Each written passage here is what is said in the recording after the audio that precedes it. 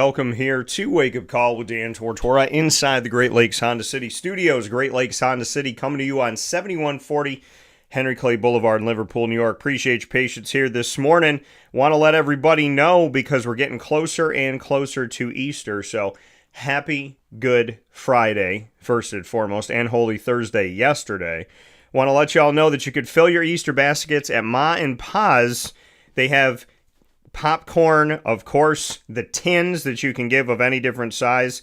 And once you take home those tins, you have half-price refills for the rest of your life. Any size tin that you buy at Ma and Pa's, half-price refills for the rest of your life. And you could take home a pre-made, pre-packed Easter basket.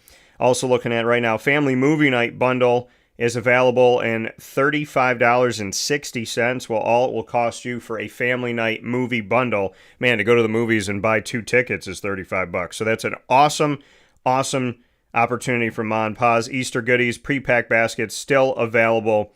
And you could go to the store on 201 7th North Street in Liverpool, New York, or you can go online to maandpaspopcorn.com. So make sure that you do that today. Hope you're having a wonderful day. We're inside of the Great Lakes Honda City Studios. Great Lakes Honda City coming to you on 7140 Henry Clay Boulevard in Liverpool, New York. They are open for sales and service Monday through Saturday. And of course, you can go anytime online to GreatLakesHondaCity.com. With that being said, we're up and down the East Coast, the Midwest, the West Coast, and all around the globe on YouTube.com and Facebook.com, both /WakeUpCallDT.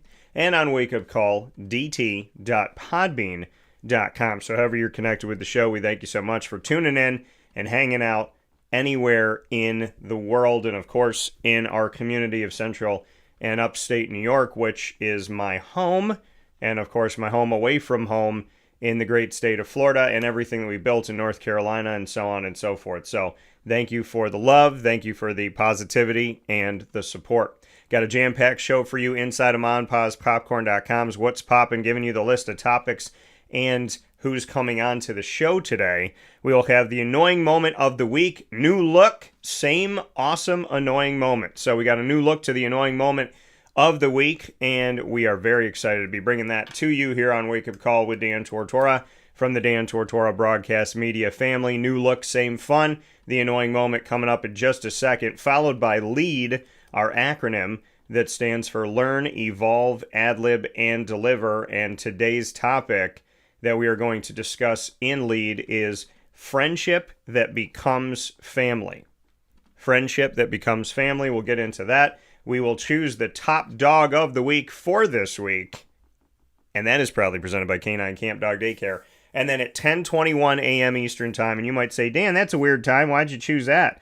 I chose it because that is my birthday. So at 10:21 a.m. Eastern Time today, I will be featuring my special with Rhett Lashlee, the head coach of one of the rising teams that's been steadily rising in America, and that is your SMU Mustangs football program. I'll be speaking with Rhett Lashlee today on the broadcast and very excited for the opportunity to do so, as Rhett and I will have the opportunity to speak on a multitude of topics, and that being on SMU heading into the 2026-27 season and the bigger picture of what college athletics has become, the future of the college football playoff, and more is all coming up where sports meets life on Wake Up Call with Dan Tortora. So make sure that you stay tuned, as that will be coming up at 10:21 a.m. Eastern Time. So with that being said, here on Wake Up Call with Dan Tortora, as always, it's my honor and my privilege to be here with you.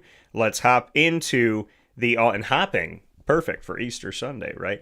So the annoying moment of the week, new look, same feel, look at that, love it. So the annoying moment of the week, all new logo is up on your screen, and the Wake Up Call megaphone is ready to blast the annoying moment of the week. My annoying moment of the week for this week, man, some of it has to probably do with driving. I know I've talked about driving before, but there's so many things when it comes to driving where you just wonder, how did these people get their license? Did they steal it? Were they good for that? You know, some people can, I feel like most people can hold it together for a day, right? You know, they can keep their crazy back for a day, but I mean, my goodness. Looking just how some people drive. It's bad. It's real bad how some of these people are out here driving these vehicles. I don't understand what some people are thinking when they drive, but I do agree with Sebastian Maniscalco that when you're driving, you can't help but want to look at the person. Like if somebody's driving terrible, like they're driving too slow, or they're driving too fast, or they're erratic or whatever, you want to look. You got to see who it is. Like when you drive by, I do the same thing my parents do. I look at the person as I'm driving by. I want them to see me, look at them, and be like, what are you doing? Like, what's going on? Why did you choose to be this way? And here's the thing. The legalization of some things in the state of New York, I think that has something to do with it. I do. I do think that has something to do with it, because there's people driving really slow, or when you drive by them, they look like they have no idea what's going on. And when you're around people that have smoked a little of this, I get the notion, and I don't know for sure, but you get the notion that maybe some people that are driving very slow or very confusingly might be under the influence of a substance. And I said to my dad, I go, why did they legalize this? So the government could make money off of it? So that the government could somehow make it another thing that you have to tax and you have to get into? And I mean, it's almost like, hey, you know what? The drug dealers are out here doing their thing. If we legalize this drug, we can capitalize off of it. And that's kind of what I feel like happened. But to what extent? Because if you didn't think that this was going to cause more issues on the road, you weren't paying attention. Driving under the influence of drugs is like driving under the influence of alcohol. It's going to put you in a place where you may not be prepared to handle things. And the drug that was legalized in the state of New York slows you down. It slows down your response to things. So I'm just saying, and I know some people might be listening to the show go, Dan, I like to smoke this and I like to do that. Well, great. Don't do it while you're driving, and don't drive 16 miles an hour on the highway. So, that's all I'm saying. That's all I'm saying is that, I've been driving by people that seem to be moving quite slowly, and then when you drive by them, it looks like they're hazed. And I can't say that they're on the drug, but it stands to reason that maybe they're under some type of influence, or they're in a trance. I have no idea. Maybe they're hypnotized. I couldn't tell you. But it's part of my annoying moment of the week, because the way some people drive, man, it's just wild. And it's like, how? If I was a cop, you know how many licenses I would take away? So easy. So easy. So that's got to be one of my annoying moments of the week. Another annoying moment of the week, let me ponder. I want to talk about something that I haven't talked about before. You know what? Let's find some weird news. Let's find some weird, funny news here this morning, because I want to go to something that we haven't done before. The oddities of some of the, well, I mean, we've gone to these places before, but some weird news. Let's see what we got here. Anything crazy?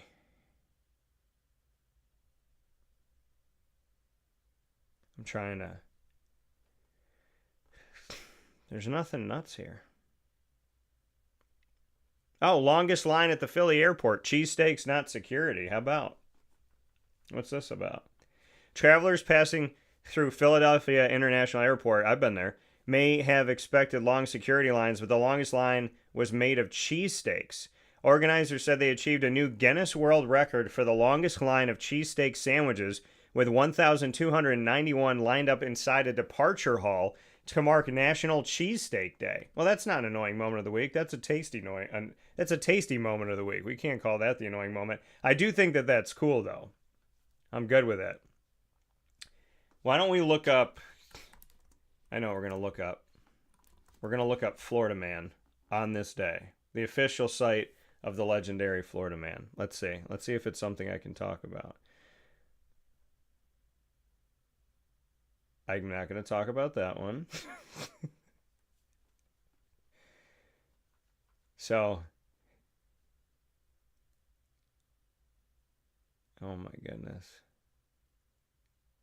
This is insane.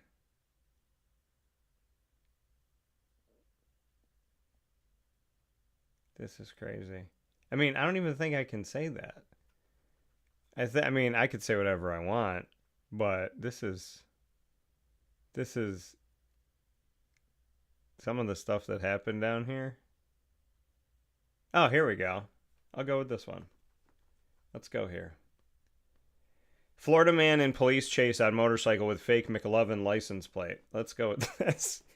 Florida man with a fake McLovin license plate. As McLovin said in the movie, chicka chicka, yeah, fake ID, fake ID. So the fake plate would have gotten the Florida man into too much trouble. The fake ID would have gotten him into trouble, but he went on a high-speed chase through 2 counties involving a police department, sheriff's office, and the Florida Highway Patrol. According to the New York Post, 30-year-old Jesse Rivera from Plant City, oh, I know Plant City, was seen on a red motorcycle with a fake McLovin license plate at 12:15 a.m. going around 110 miles per hour through a 45 mile per hour zone. Oh, he was only going, what, 65 miles over? Yeah, 65 miles. That's insane. So he was going a speed limit over. That's crazy. A trooper from the Highway Patrol pulled up behind Rivera, turned on the patrol lights and siren. The Florida man turned to look at the trooper, then decided to take off. Oh my goodness.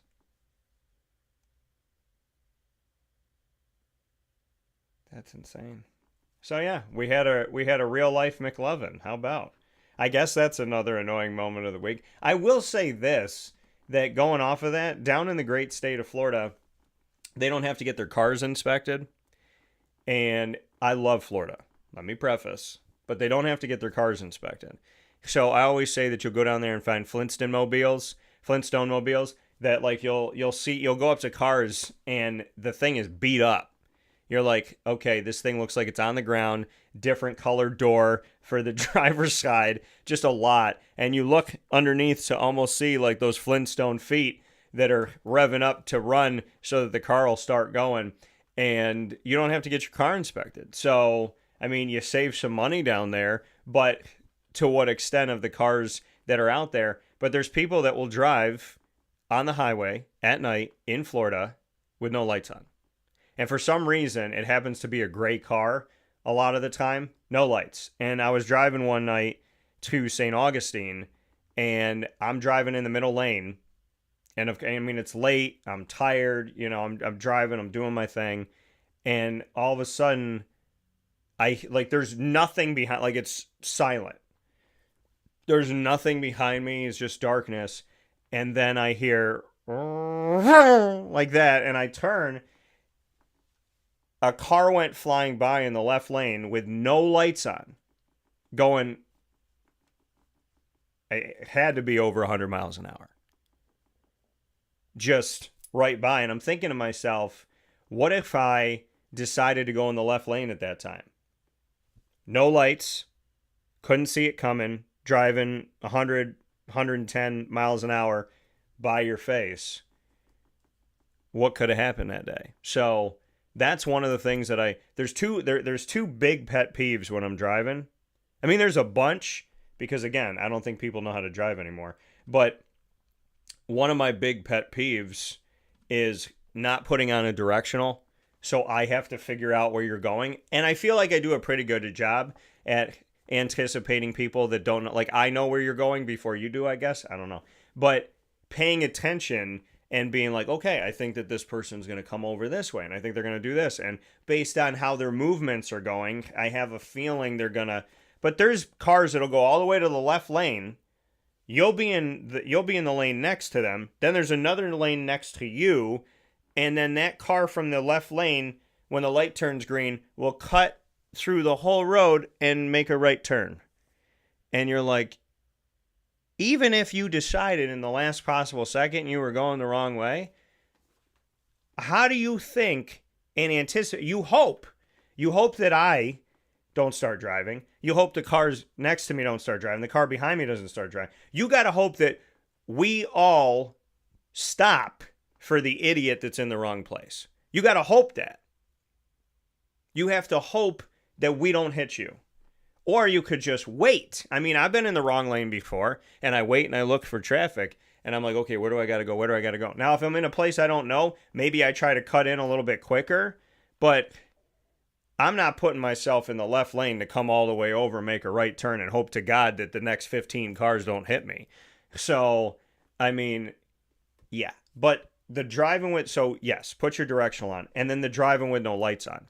And then it's like you drive up to the person and they got front lights, but they don't have back lights. So then you're thinking to yourself, maybe they do have their lights on, but not all their lights work, which can get you pulled over and get you a ticket because obviously it's not safe. So I would say to that side of it too, like, get your lights fixed. Because if I can't see you and none of us can see you, then you're putting everybody at risk. So those are definitely annoying moments. The other annoying moment, buying produce. I can't tell you how many strawberries I've attempted to buy, and they start like they have that mutilate. It looks like somebody poured acid on them. Like they're fine, and they come home and they're home for a couple days, and they start to get like it's like they're getting scales. Like their face is diminishing, they're getting squishy, and they say the redder a strawberry it is, like the redder, the deeper red, the sweeter it tastes. Not true. And I think we're mutating strawberries. Seeing the giant strawberries that are inside of these cases that we buy now, these packs that we buy, seeing these massive strawberries and then like feeling the texture of them and feeling like this rubbery kind of toy-like texture, I think that we're not growing strawberries. I think we're cloning strawberries. Somewhere in the world, I think that we're manufacturing strawberries because they're really red. They look really nice.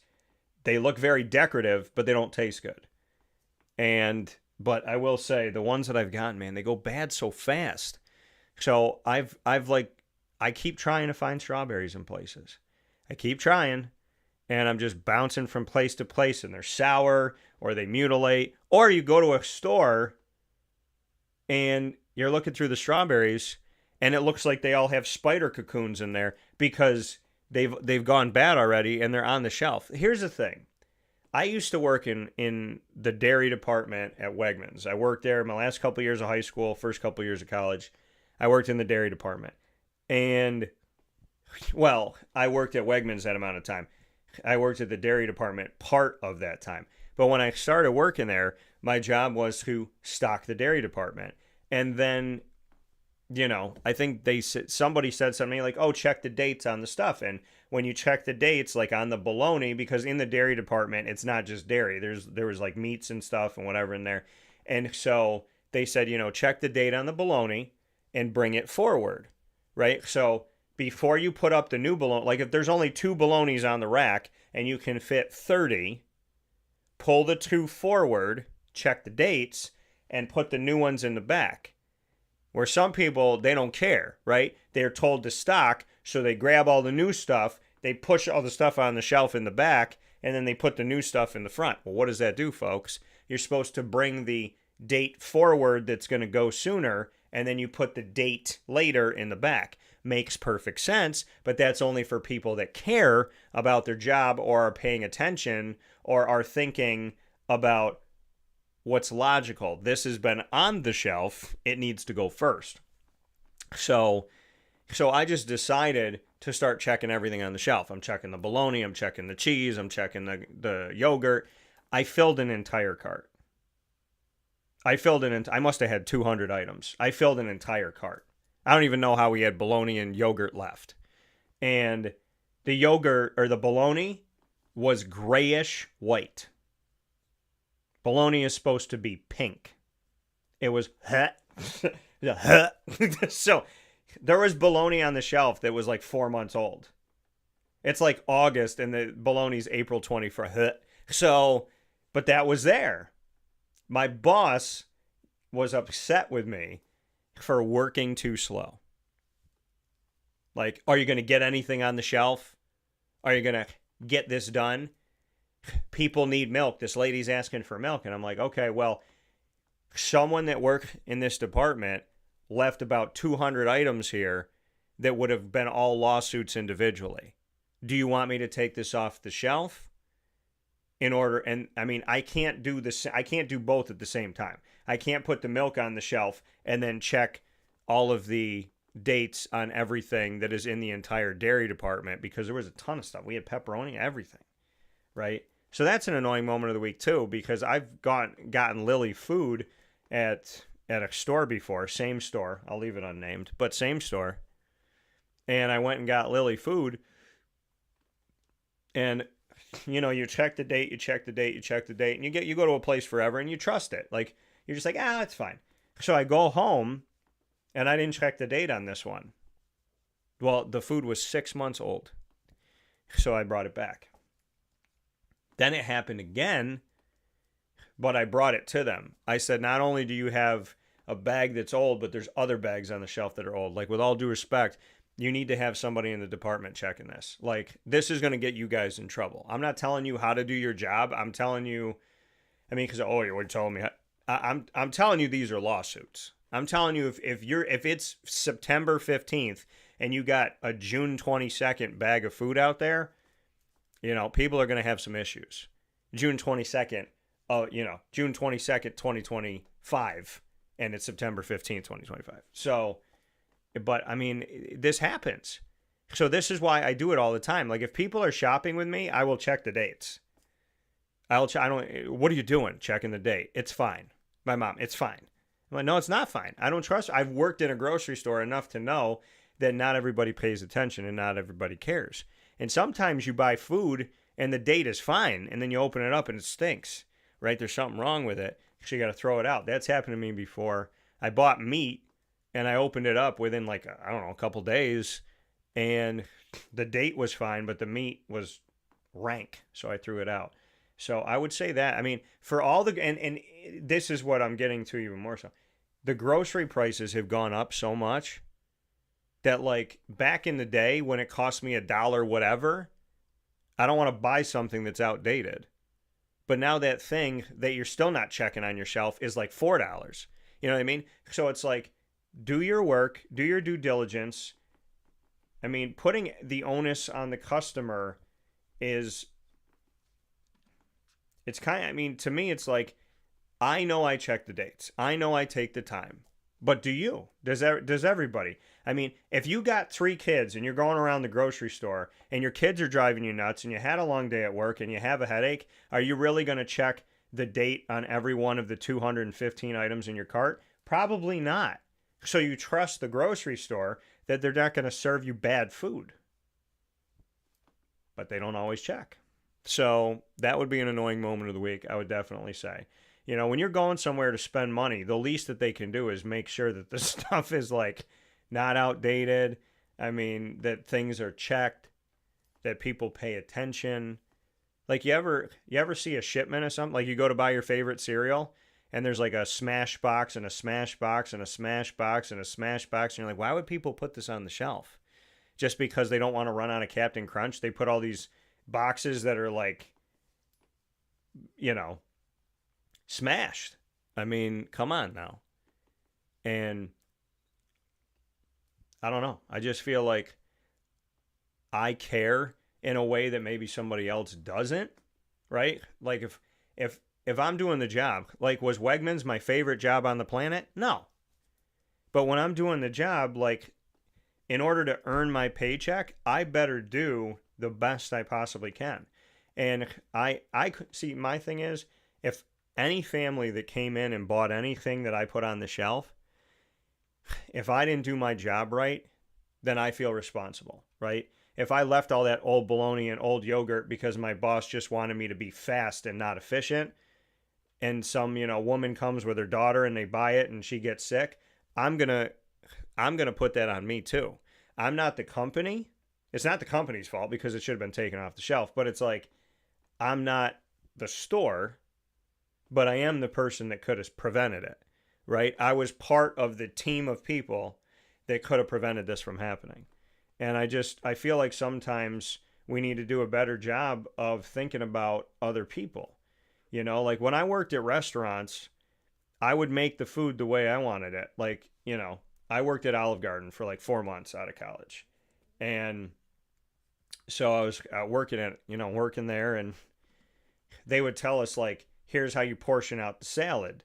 And if there's two people at the table, you basically give them no salad, you give them 3 breadsticks, so they each get one. And then on their first date, they have to determine if they want to spend the rest of their life with the person that just took the last breadstick and ate it in front of them. But like, so if I knew people were coming, or like people sit down and there's a couple, I'm like, hey, you guys like breadsticks? Yeah, we love the breadsticks. All right. I'm like, all right, I'm going to hook you up. I'm going to give you, I'll give them 4. So they're not fighting over, or like the salad, giant bowl of salad, you're supposed to give them like this little tiny amount, like 1 peppercini, barely any croutons, an olive or 2. And they're going to keep asking me to come back. I used to fill up their salad. I'm like, hey, they're going to eat it. Okay? If they like the salad, they're going to eat it. They're going to do their thing. I didn't get complaints of people going, you gave me way too much salad. You provided me way too much of an opportunity. But the company would say to us, if it's this many people, then you got to like portion it less, and you got to do less, and you got to do less. And I'm like, no, I don't want these people to ask me 3 times for salad and ask me for 4 breadstick baskets. I want to hook them up nice and hot, nice and great. Bring the salad out fresh. There we go. You know what I mean? Like that's what I want. But see, because in my mind, I'm treating them the way I want to be treated if I came into the restaurant. That's how I was raised. That's what I know is like treat people the way you want to be treated. So I think that that's imperative, and I think it's important, right? When you're on the road, if you don't want somebody to be under the influence driving like a moron, don't do it. If you're on the road and you're not paying attention, but you expect other people to pay attention, that doesn't make any sense. If you're in the grocery store and you don't care enough to take something off the shelf that looks like it could walk off the shelf itself, then don't complain when you go in a grocery store and something's old.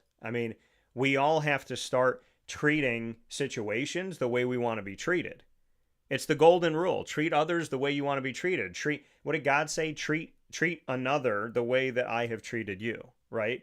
I'm good to you, be good to them. What does the Our Father say? Forgive me the way I forgive other people, right? The onus is on you. Treat people the way you want to be treated, or else. That's kind of how it is. It's an or else. So I think we can all do a better job with that stuff, and that's why it's my annoying moment of the week, because I think we should take the time to, stop complaining that it's so hard to be a little bit smarter with something. If I grab my phone when I'm driving, I tell God, I apologize. I'm sorry. I shouldn't have done that. In the name of the Father, and of the Son, and of the Holy Spirit. Amen. I apologize to God for that. Because I think to myself, in the split second that I grab my phone, what could have happened? And would I want somebody else to do that that's on the road?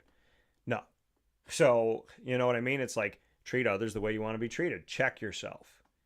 We got to check ourselves. We got to do better with that. That's just the real. So that's my annoying moment of the week. That's my peace with it. And yeah, let's get some good movies in here.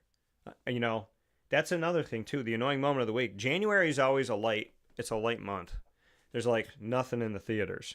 If I was a filmmaker right now, January, February, I'd be putting stuff in the theaters, because like people like me who like to go to the movies, I yearn for it. I'm like, what's coming out? Like Isaac and I didn't go to a movie until Project Hail Mary because there was like nothing.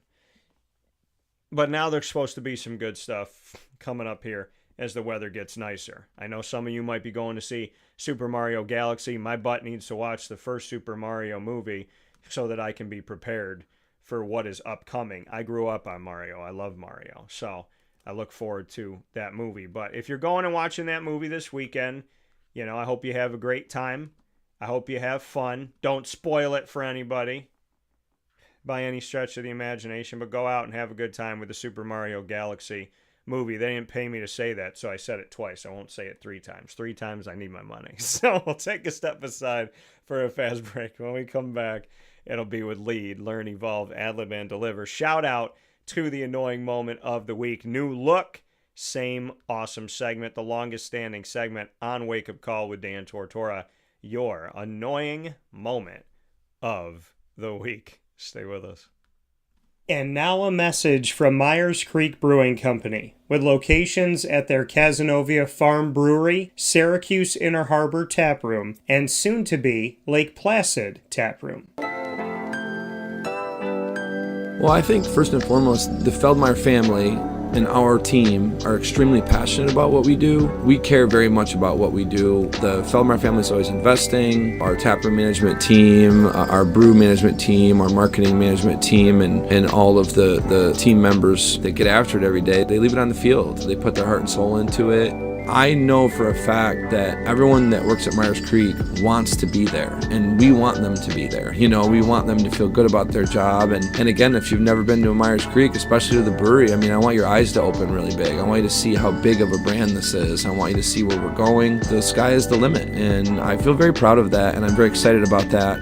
When you think of designing a menu for a brewery, it's kind of open to a lot of different interpretations. I mean, you can do American, you can do Asian, you can do Italian, and you just have to find, how that meets that pub style dining experience, that gastropub vibe. And I think it's super fun for us because obviously we know that, everyone in the world is going to sell a pizza or a burger or a french fry, but what can we do to be different? And what can we do to be true to who we are? We are a brewery, a brew pub. So the flavor profiles are kind of all over the place. And I think it's super cool that we have a massive smoker at the brewery in Cazenovia, and we smoke a lot of our products. A delicious smoked turkey. We have barbecue ribs on Sundays. From a pulled pork sandwich to a chicken wing, and you go to the Inner Harbor and you go to the Kaz location, and you'll find similarities in the menu, but also things that are a little different and also kind of fit those different demographics or different communities, and also hopefully just drive you to try every tap room that we have open at some point, because you get a little something different at each one. We understand how hard it is to,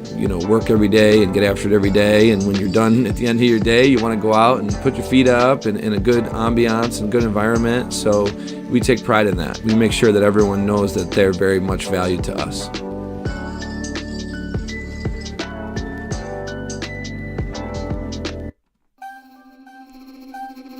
This is Jim Dispenza, owner of Game Point Sports Complex.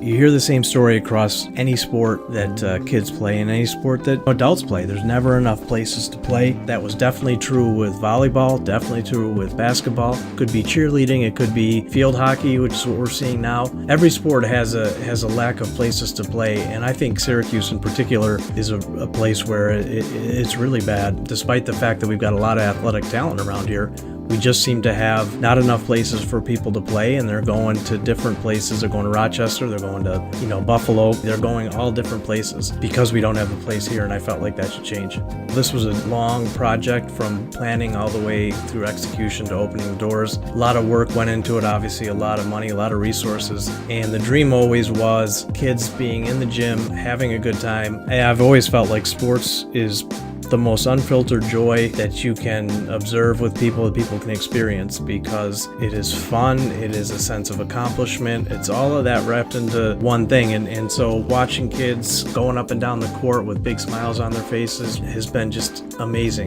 experience. I'm looking forward to years to come of that same thing. We've taken the time to invest in multiple sports, and then what we're finding is the mere fact that we have a large, clean, well-lit space has opened a lot more doors for us beyond basketball, volleyball, pickleball. Now we're having some interest from cheerleading. We've got girls field hockey coming in, and then also there's quite a bit of room for spectators. We've got bleachers, we've got benches, we've got a concession lounge where people can get food and drinks. We're going to have multiple sports going at the same time, using every square inch of this place for what it was conceived for, which is basically people to come in, have a good time in the sport that they prefer. We manage each situation differently. Everybody has different ability to afford different things. Some are bringing 10, 15 people, some are just 2 people. I've had a lot of situations where it's a father shooting around with his son, it's a mother playing pickleball with her daughter or with her son, and in those situations come up and we work with people, and that's allowed us to have groups from 2 people up to 30 people and have some flexible pricing behind it. We're an organization that is here to work with the community any way we can. And I guess part of it is just making sure that we have the flexibility to put together a plan that makes sense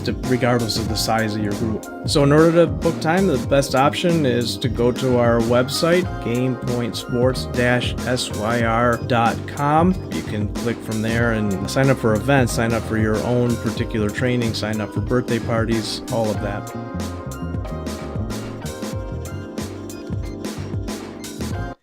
And a welcome back here to Wake Up Call with Dan Tortora inside the Great Lakes Honda City Studios. Great Lakes Honda City coming to you on 7140 Henry Clay Boulevard in Liverpool, New York. You can go to them Monday through Saturday for sales and service, and you can check out their inventory, get a little sneak peek by going to GreatLakesHondaCity.com. We are inside of our segment here on Friday. Lead, Learn, Evolve, Ad-Lib, and Deliver is the acronym for Lead, proudly presented exclusively by Chick-fil-A Cicero, Jim Sikowski, and his amazing team. Today's topic, friendship that becomes family, which is fitting because Jimmer is an example of this in my life. Friendship that becomes family. Isn't that the best kind? See, when I was growing up as a kid, they were like, your family's your family. Your blood's your blood. That's what you got. Blood is blood. And that's it. And then, I grew up and I'm like, well, this person that's my friend, he kind of seems like a brother to me. I don't have any siblings, and I feel like he's a brother to me. And then you grow up and you're like, well, that person's like a brother to me. That person feels like family. That feels like an uncle. That feels like, another father figure in my life. And then all of a sudden I look at my life and I say to myself, here's my blood relatives and here's my non-blood family, and the majority of the family that I have, non-blood. So friendship that becomes family, I'm here to tell you that, folks, whoever acts like your brother, acts like your sister, gives you that love, gives you that support, God bless you. That's your brother, that's your sister.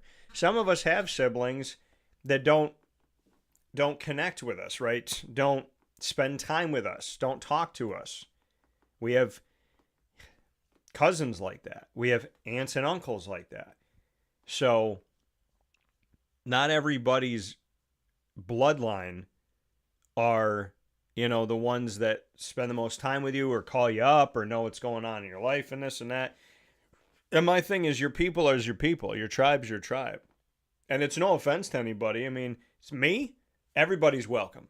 Everybody's welcome into my life. You see yourself out. If you want to go, go. Door's open. It's always open, right? You don't have to unlock it or say a special password. But my thing is,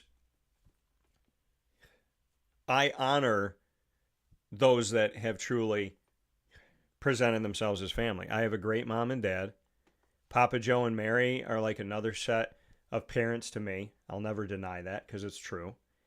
And then, I'm an only child, but Isaac has been a brother to me. We laugh. We talk all the time. He's there when I need him. He's supportive. He brings out the best in me. We're there for each other. We care for each other. We lift each other up. We spend time. We talk about anything. We respect our differences. That's Isaac. That's Josh. That's Joey. That's Johnny. That's Jason. That's Ross. I have people in my life that are not blood, but they darn well feel like they are. That love, that support. I have blood relatives that walked out of my life without being asked to a long time ago and never came back. And I pray for them all the time. I send them love. I want the best for them. I've never wanted them to not be a part of my life, but they chose that they didn't want to be.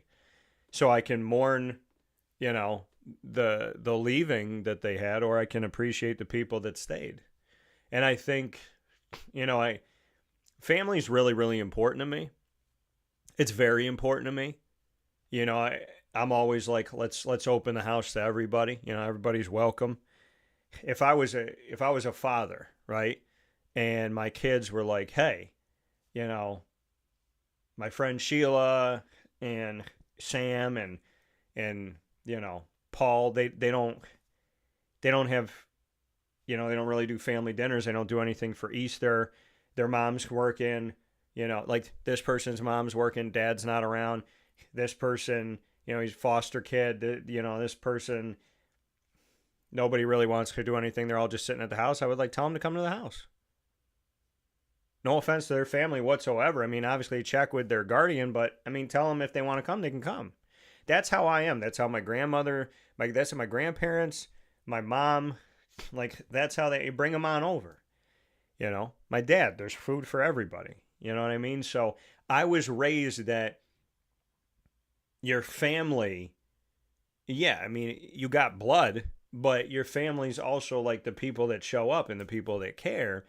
And if you can lend a helping hand, then do that, right? If you can give to somebody else, then give to somebody else and open your door to somebody. There's nothing wrong with that. I'm happy to do that. I'm happy to open the door and be like, hey, you can eat at my table. Why not?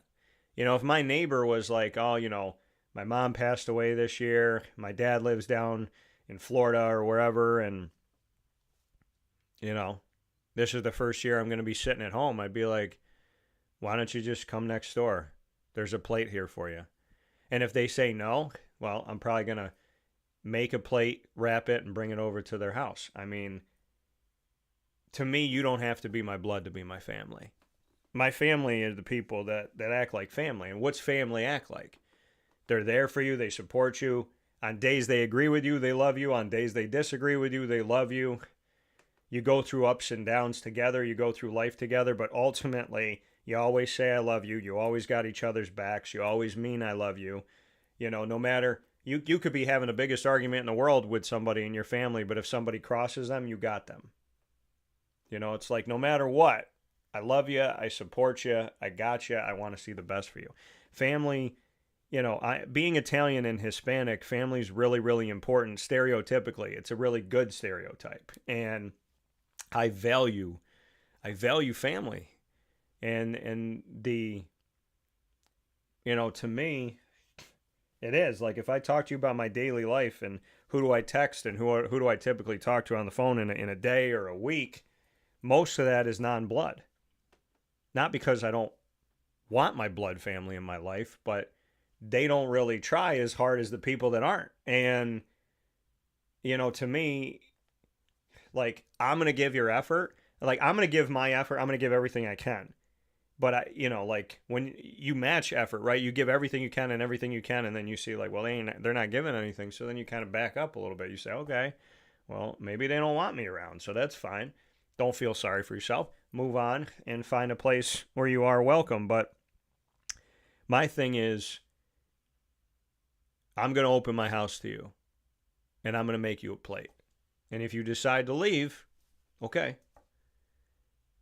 But just know, if I have a cousin that doesn't talk to me and then shows up 5 years from now, and they're like, hey, can I come over and hang out? I'd be like, yeah, here's a plate.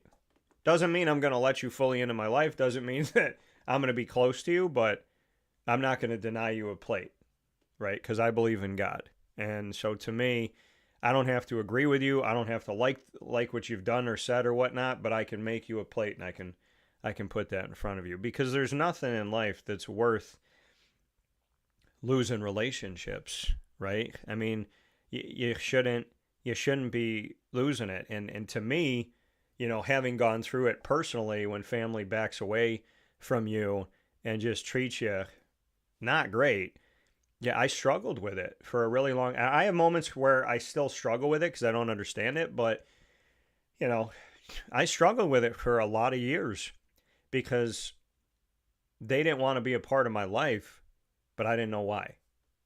And I knew I didn't do anything. I knew that I put my head on the pillow and I sleep like a baby.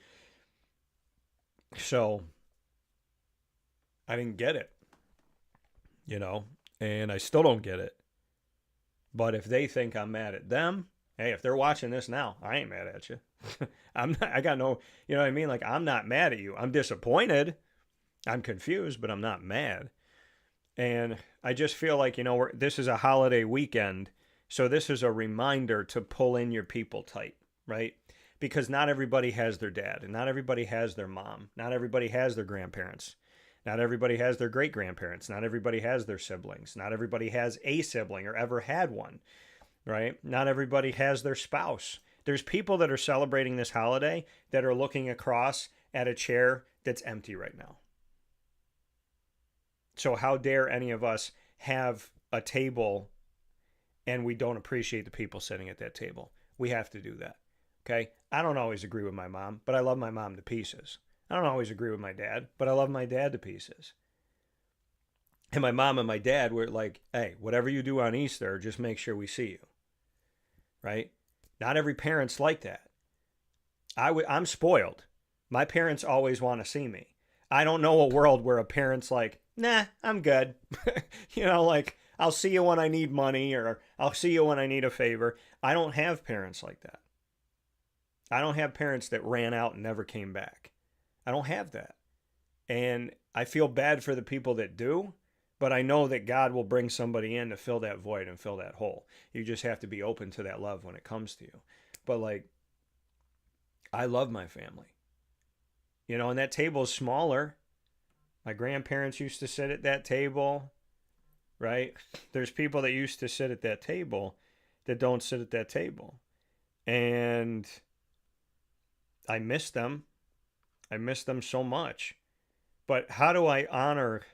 I can sit here and miss my grandparents, or I can honor them.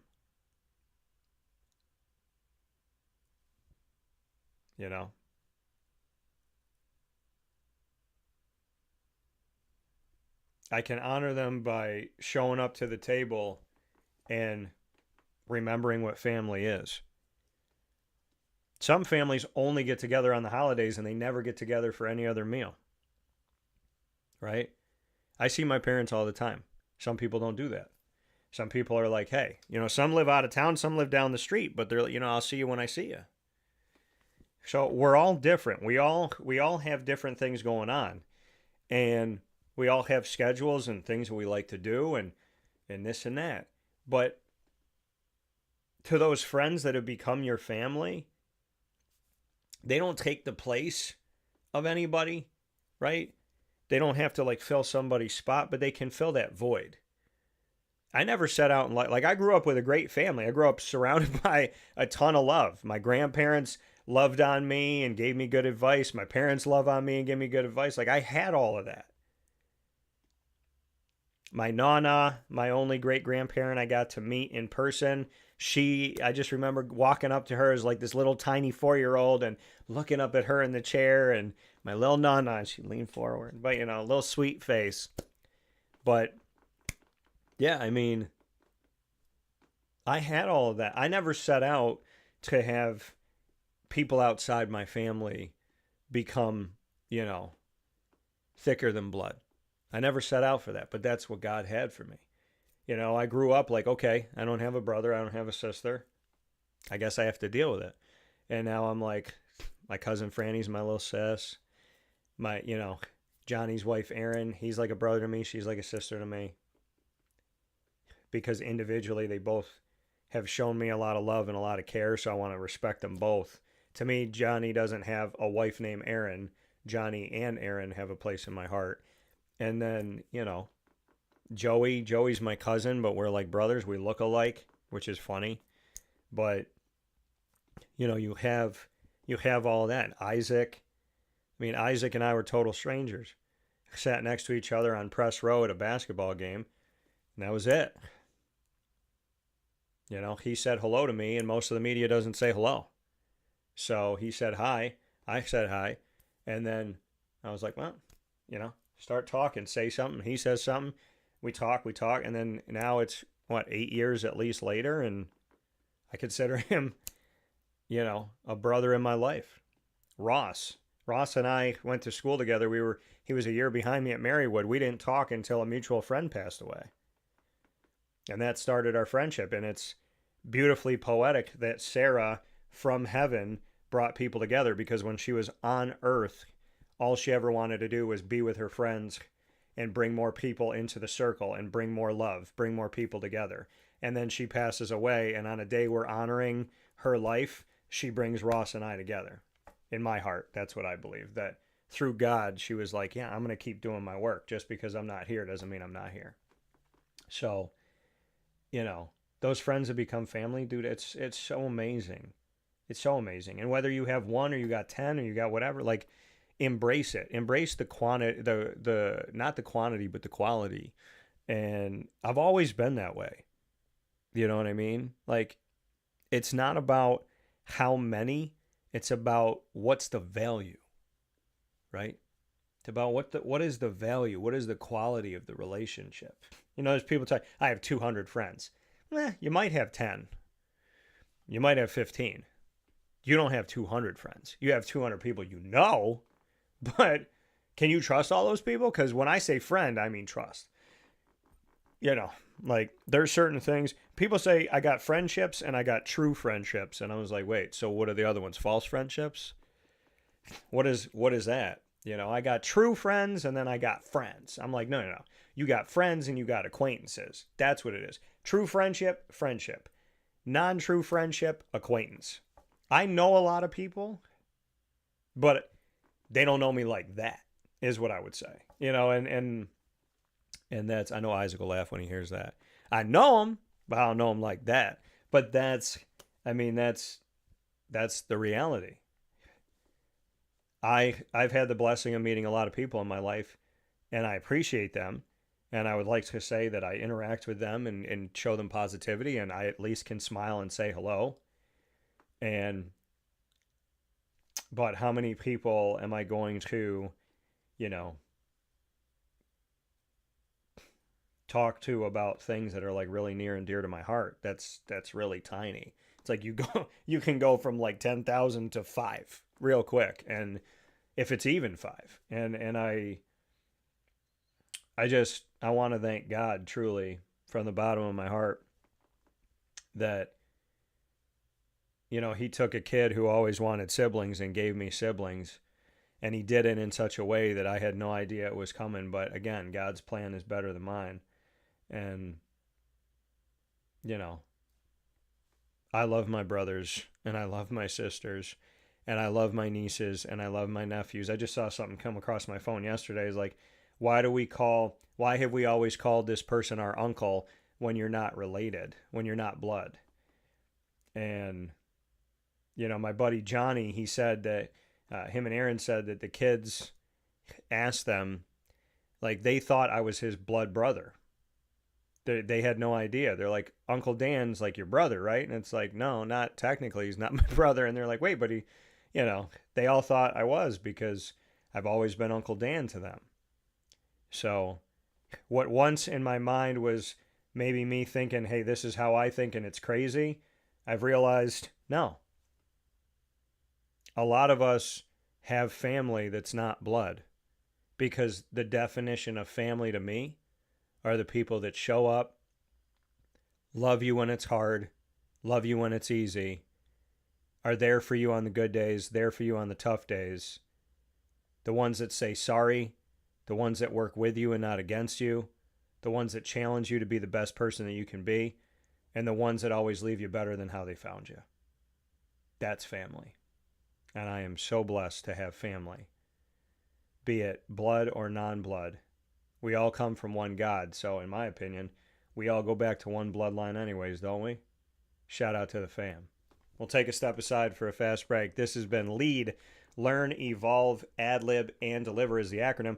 Proudly presented by the wonderful team at Chick-fil-A Cicero, the first Chick-fil-A in Central New York, and led by the incredibly amazing and brother to me, Jimmer Sikowski. I love you, bro. We'll take a step aside in the Great Lakes Honda City Studios. We'll be back right after this. Avicoli's Restaurant, located on 7839 Oswego Road in Liverpool, New York, has been serving our community for decades. Your place to go for home cooking on the corner of Route 57 and Wetzel Road is just minutes from Liverpool High School. And every single month, Wake Up Call with Dan Tortora is on site, on location, with Liverpool sports, student athletes, coaches, and administration telling their stories throughout the year. We look forward to seeing you on site at Avicoli's for their casual pizza side, their fine dining, as well as their bar. And of course, you can order online at myavicolis.com. That's myavicollis.com. For takeout, delivery, and catering, call 315-622-5100. That's 315-622-5100. Come on in to the neighborhood spot Avicoli's, open 7 days a week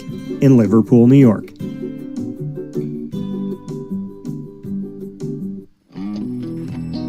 K-9 Campground Dog Boarding is your home away from home for your furry-loving friends. Open 7 days a week with drop-off and pickup times in the morning and later on in the day and early evening. K-9 Campground Dog Boarding is the spot to trust with your dog for short and long-term stays. Call 315-299-4013 for more information. That's 315-299-4013, and go to k9campground.com as well. That's K9 ground.com, where you will find all of the information on their different cabins, which include the classic cabin, executive cabin, grand cabin, and luxury cabin. K-9 Campground Dog Boarding, where your dog will have indoor and outdoor areas as well as their own private cabin for any size, any breed, as well as dogs with different needs. Dog parents and dogs alike choose K-9 Campground Dog Boarding. Isn't that right, Lily?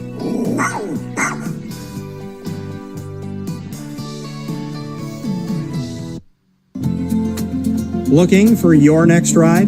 Look no further than Great Lakes Honda City, located on 7140 Henry Clay Boulevard in Liverpool, New York. Serving our community for decades, their new and pre-owned vast array of vehicles are available to you Monday through Saturday on site. To search from home, shop at GreatLakesHondaCity.com. Call 315-365-5576 to set up an appointment. That's 315-365-5576 for Great Lakes Honda City, 7140 Henry Clay Boulevard in Liverpool, New York. Great cars, great people, Great Lakes.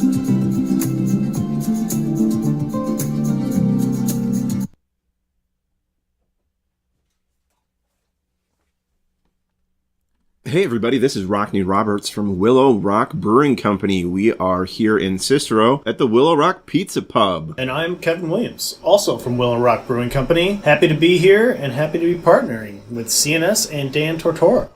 You want some place where you can feel comfortable and hopefully ingratiate yourself with the community. And Kevin, he grew up right down the road from here. I grew up in Brewerton, so not too far away. We know the area, we know the people, they're great, and we were just really excited to be able to come to the area. Yeah, and having the opportunity to meet some of these coaches, some of the people in general already, and seeing the CNS colors kind of around, and already partnering on a smaller level with individual teams really made this make sense to us to really formalize kind of a partnership with the school and get this rolling. You know, Willow Rock to me has always been about high quality beverages, high quality experiences, and now high quality food in our pizza pub. You know, that was something new for us when we came to Cicero. Right from the drop, we knew we were going to have a focus on the highest quality food to go with our high quality beer. At the Willow Rock Pizza Pub, you're getting high quality, hand cut, top-notch ingredients. We're open for lunch. That's a really important thing for us, is to be able to get that person in here like, hey, you only got 30 minutes for lunch,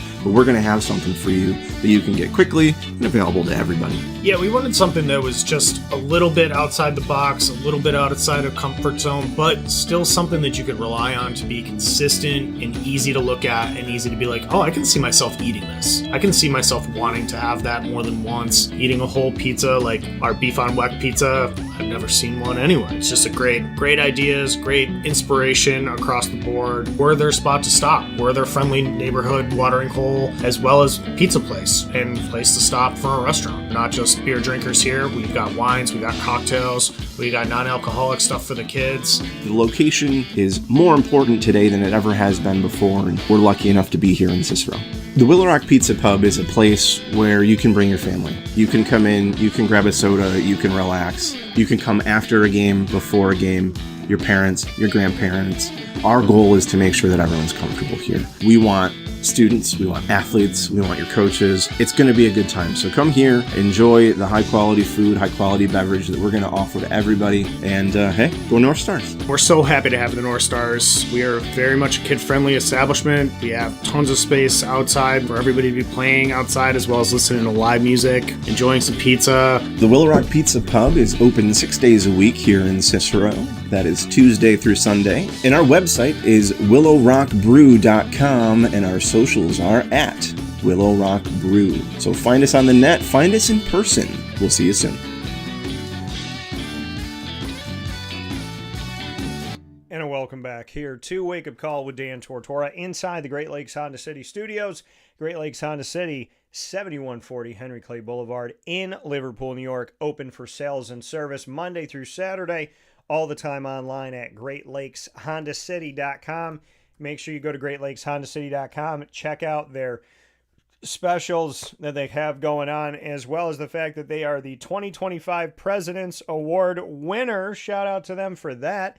And of course, with March Madness going on, they got some really cool looking opportunities out here for you with the Honda Civic sedan, as well as the HR-V and the CR-V and so on and so forth. So make sure you make your way to their spring event over at Great Lakes Honda City today. We look forward to seeing you out there. With that being said, it is now time for the Top Dog of the Week, proudly presented by K-9 Kamp Dog Daycare. And that Top Dog of the Week, proudly presented by K-9 Kamp Dog Daycare. Once again, call them at 315-437-7110. That's 315-437-7110, or go to K-9 KAMP.com, K-9 KAMP.com today to find out more about the place to bring your dog for daily care, and that is K-9 Kamp Dog Daycare on 228 Old Bridge Street in East Syracuse, right off of Bridge Street, across from BJ's, right off the highway, very close to Erie Boulevard. The place to go and very centrally located.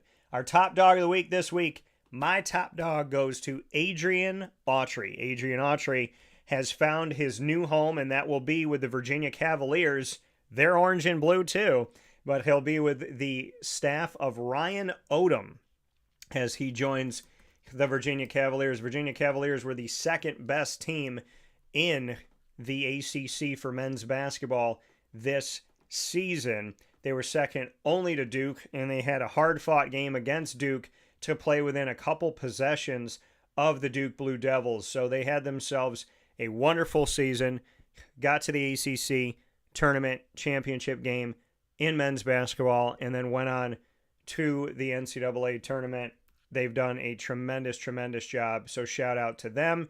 And of course, shout out to Adrian Autry, who has now been added to Ryan Odom's staff. So Ryan Odom's staff that has a bunch of people already a part of this staff, like Griff Aldrich and Matt Henry and so on and so forth, that have been a part of it. Well, we now know that Adrian Autry is joining the family at Virginia. He'll be in Charlottesville, orange and blue, and a part of Ryan Odom's staff. So a lot of great stuff coming up. I want to give a shout out to Adrian Autry as our top dog of the week, because Adrian's somebody I've known for many years, over a decade, and he told me a long time ago he wanted to be a head coach. I don't know if he ever thought he was going to be the head coach of the program that he grew up. You know, I mean, that's the thing. The program he grew up with, the program that he played for, I mean, I feel like that was beyond his wildest dreams.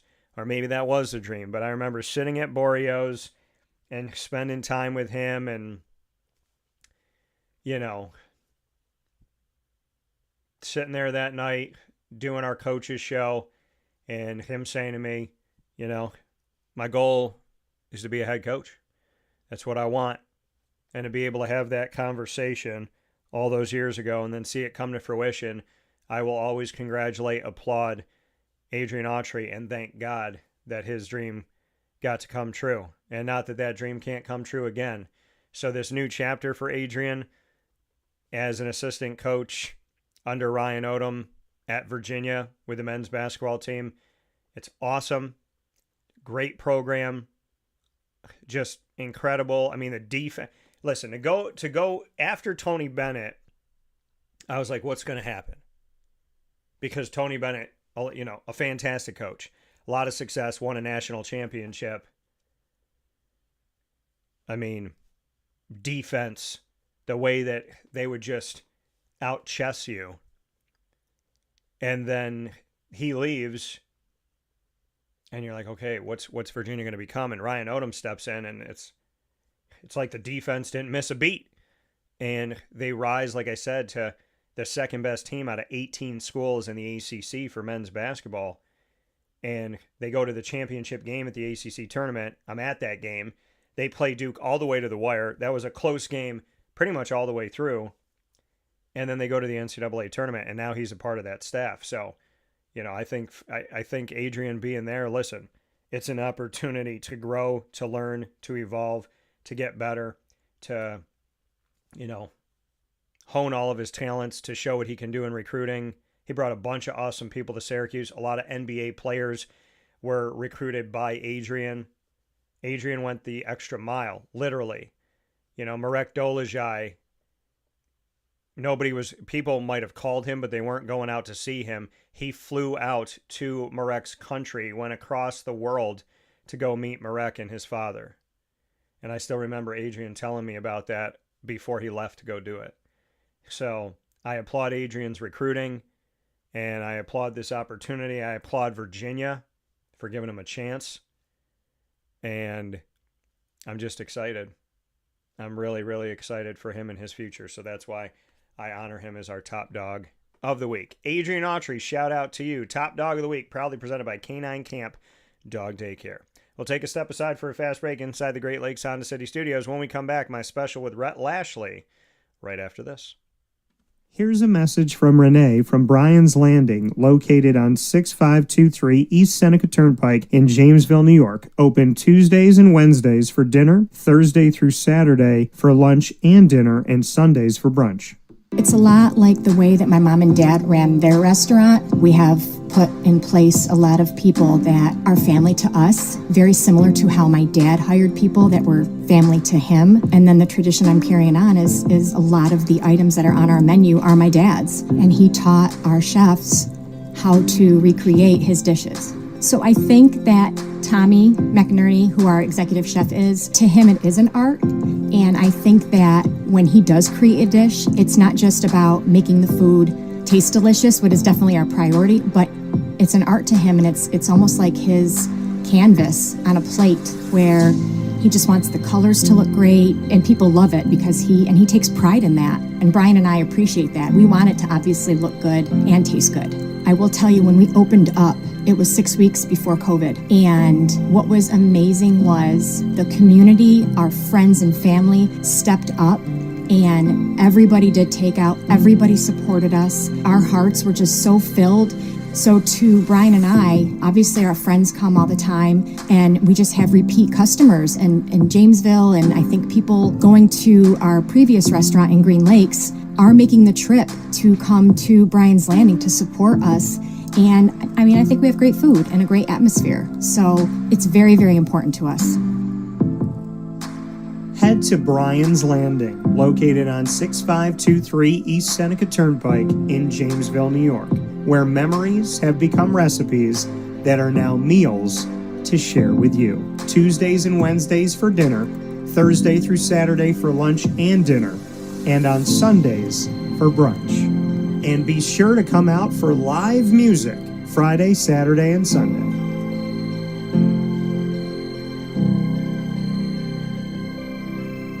Life gets busy, and sometimes that means us running around. So K-9 Kamp Dog Daycare offers you an opportunity to give your dog a place to stay while you take care of what you need to throughout the day. K-9 Kamp Dog Daycare is located on 228 Old Bridge Street in East Syracuse, New York. You can see it from the highway, and it's just off of Erie Boulevard across from BJ's Wholesale Club.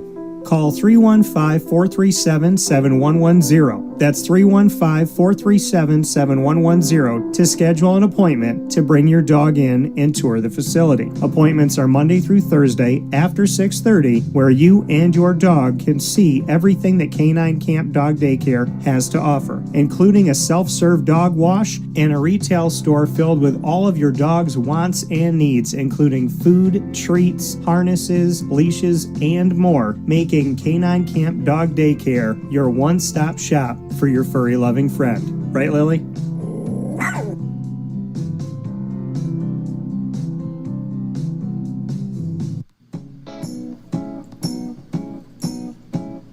In these unique times, there are those in our community that give us a sense of normalcy and positivity. Pizza Man on 50 Oswego Street in Baldwinsville has been here for you for over 35 years and is here now.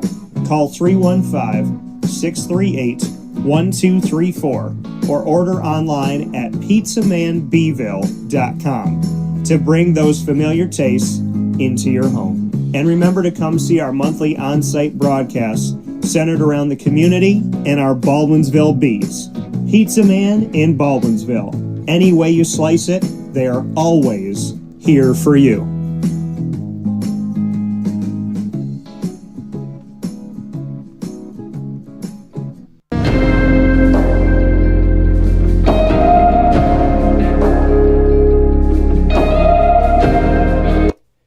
Welcome back here to Wake Up Call with Dan Tortora inside the Great Lakes Honda City Studios. Great Lakes Honda City on 7140 Henry Clay Boulevard in Liverpool, New York. Open Monday through Saturday for sales and service. Online all the time at greatlakeshondacity.com. I am picture in picture with this gentleman, Mr. Rhett Lashlee, the head coach of the SMU Mustangs football program. I don't know if there's any coach in the last few seasons that has been more of a consistent guest here on the show. He always makes time and means a lot to me because I know how busy he is, I know how hard he works, and I know how good this team has been. So thank you, Coach, for always making me a part of the schedule. Hey, thanks for always having us on. Of course, it's my pleasure. So coming out of last season, going into this season, I know that there's like a hindsight 2020. There's things that maybe are on your mind as you get set. I know they say you leave the wins and losses in last season, but what things positively can you take from last year into this year?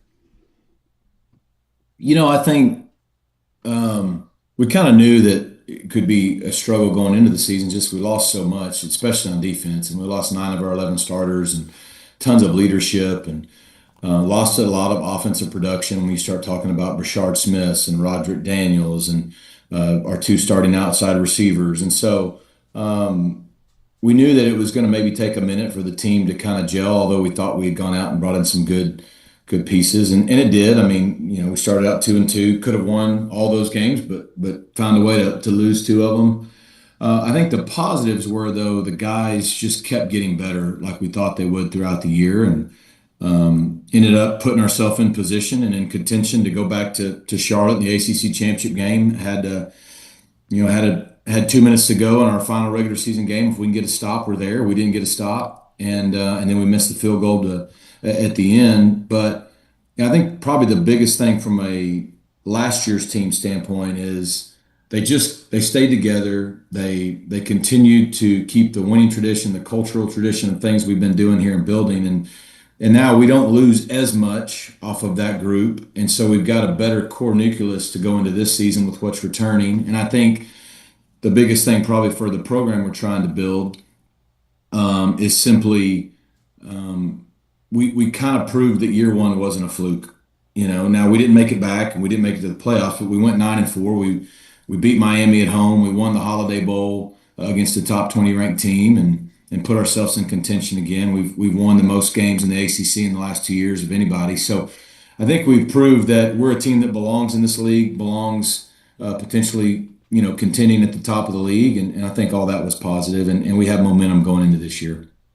Yeah, I mean, I was a firm believer that if you took care of business, like you said, on those last couple plays, that if you're in the ACC championship game, I had picked you to win that game, and then you and Miami would be sent to the college football playoff. So, I mean, that's how close I think everything was to be a back-to-back CFP team. what should the country know, even though that didn't happen? When you say, hey, we belong in this conference, we won the most games in the ACC since coming in here a couple of years ago, what does it say about where this program is at to be in a place where you lost a lot from the first season in the ACC to the second season, yet you're knocking on the door of being back in the ACC championship game?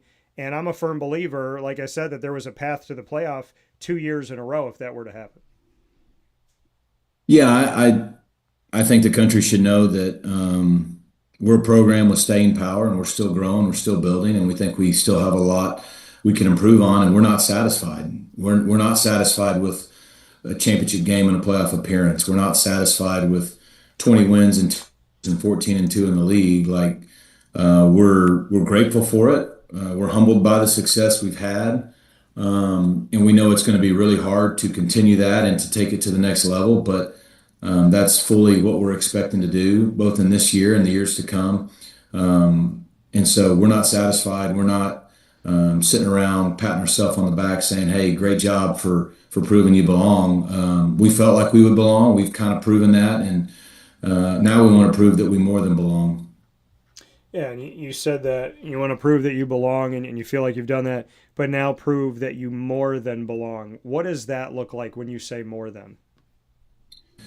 Well, it's hard in a deal where you got 136 teams right now, 12, probably soon to be a little bit more that can make the playoffs every year. I don't think ever want to get in a situation which is really easy to do, right, in college football right now, where it's playoff or bust or you weren't successful. That's the ultimate goal every year, to get in and compete for a national championship and compete for a conference championship. And we don't ever back down from that being our goal each year. But that doesn't necessarily define every season. I think last year's season was very successful. At the same time, it could have been better. And so, but when I say more than belong, we want to win championships in the ACC. We want to win playoff games. We want to win a national championship again. I think if what Indiana's incredible run over the last 2 years proves to anyone is that anyone can win it now, and that's our ultimate goal. And we believe we're at an institution in a city and with the support we need, and in the league we're in, where we can do that. And so we're working towards that. So is it going to happen every year? I'd love to win them all every year, but that's the kind of program we want to have. Is where year in, year out, we're picked as a contender to win our league, a contender to make the playoff and break through, and we win some national titles, and people start talking about the Mustangs like they used to again. Yeah, and to your point, I mean, what this program has been able to do, you and I have talked about foundational pillars before, and how there's continued success even if players go in and out of the program, finish their eligibility, whatever may happen. Why? I mean, there's no mistake when a team is consistently good, not occasionally great. So when you reflect on what you were looking to build at SMU when you first came in to what those pillars have become now, what is that staying power? What does that recipe look like to have the staying power that you've had?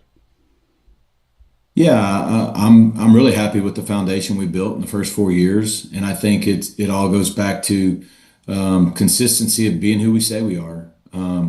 It's all about the people. It's about the players on the team. It's about the staff, and then the coaches in the building. And every year we're having to defend the culture that we've been able to establish and try to improve it. And every year we're trying to take the next step. But we put ourselves in a good position. Kind of use the analogy, if you're building a house and you have this end goal of what you want the house to be, that's great. And it's so easy to get ahead of yourself, but you can't do that unless you lay a good foundation. Yep. And then after you lay a good foundation, you got to put the frames up. And so there's a lot of the work that's not exactly fun or exciting or appealing on the outside, but it's necessary. And I think we've been doing a lot of the necessary work that is not going to guarantee that the finished product is necessarily what we want, but it can't be what we want without a good foundation. And I think we've done that. And so we have to not get bored with doing what we've done that works. We have to not get comfortable, because once you get comfortable, progress stops, because there's still plenty of areas we can be better.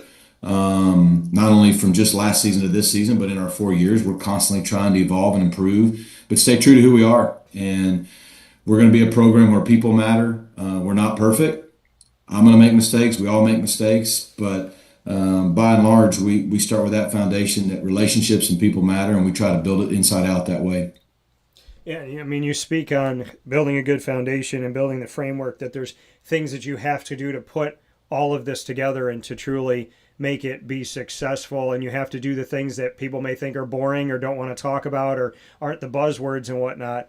To do that at a time with NIL and the transfer portal and things constantly feeling like they're in flux, you're a coach that I'm not going to ever call an old world coach, because I don't think old world or new world, nobody should be lacking in relationships and caring about people, having faith in each other, and wanting these young men to be good contributors to society beyond football players. So how do you build this culture at a time where there's a lot of individualism, there's a lot of talk about money, and there's a lot of people reaching out to your players during the season, which we used to call tampering? There's a lot of that stuff that happens. So how do you build that foundation and continue to grow that in a world that promotes individualism, and in a world where people don't always have the respect of staying away from a player? Maybe at the end of the game, they're shaking hands and saying something on the field. Yeah, I mean, it goes back to what I say. You got to stay true to who you are, and you got to be strong and confident in the values and the core principles that you feel like are most important. And we want to be a relational, not transactional place. That doesn't mean we're naive and unaware to what's going on. That doesn't mean that there's not transactional natures. There's still associated with what we have to do. Yeah. But if that's all it is, you're probably not the right fit for this place. And it's, in terms of other people do what they do, you worry about what you can control. I can't control all that. Everybody's doing what they're going to do. At the end of the day, if you act how you want to be, and you stay true to yourself, and you treat people right, then you're going to lose some guys, but you're also going to attract the ones that you need and the ones that fit and belong where you are. And so I think that's just really it. I mean, at the end of the day, the factors around our game have changed. A lot of the inputs and the things on the outside that affect the players and all that are totally different. But when you start building the team, coaching the team, and competing with the team, sure, some of those things may make it more challenging, or at least a different way you have to go about it. Yeah. But the end result's still the same. Players want to be coached by people that they think care about them, that are honest with them, that are consistent, that aren't perfect and don't act like they're perfect. But at the same time, the players, you can coach them as hard as you will, and they love them, and they only care what you know if they know you care about them. And the only way you can create a cohesive unit is with relationship and time and consistency and honesty, which means we're not always right. We make mistakes. I make them all the time. So we're going to continue to hire people that fit that for the organization. We're going to continue to try to value that on top of the other things that it's okay to value, and we feel good about that. You're in a conference in the ACC with Dabo Swinney of Clemson, who has talked about morality and faith and doing things the right way and caring about people. What are your thoughts about how, he kind of publicly got to a point of saying we need to do better when it comes to collegiate athletics? Yeah, I got a lot of respect for Dabo, because I think Dabo's authentic. He's exactly the same person all the time. He is who he says he is. And I think you can respect people that are that way. I don't think he's wrong.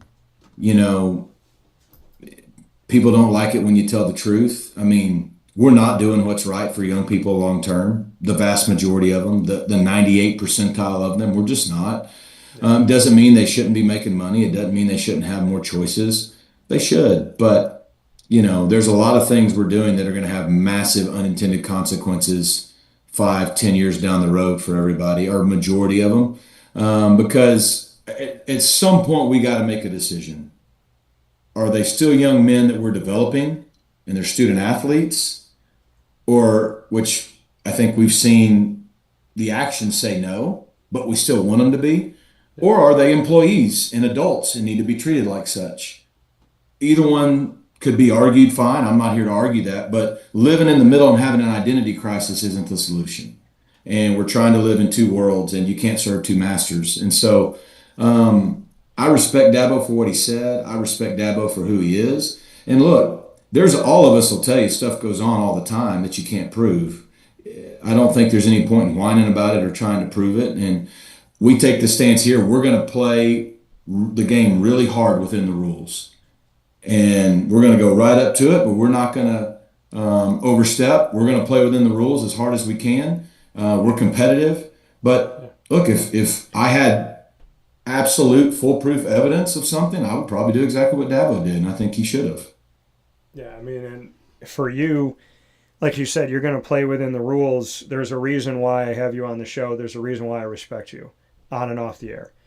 And when you have these times, when you're getting ready, we're here in the spring, when you're talking with your team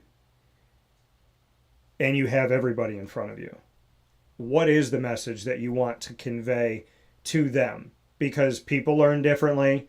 You're going to have relationships individually, but when you're speaking to your team about this is who we are, this is SMU, this is what it means to be a Mustang, what are you telling them right now?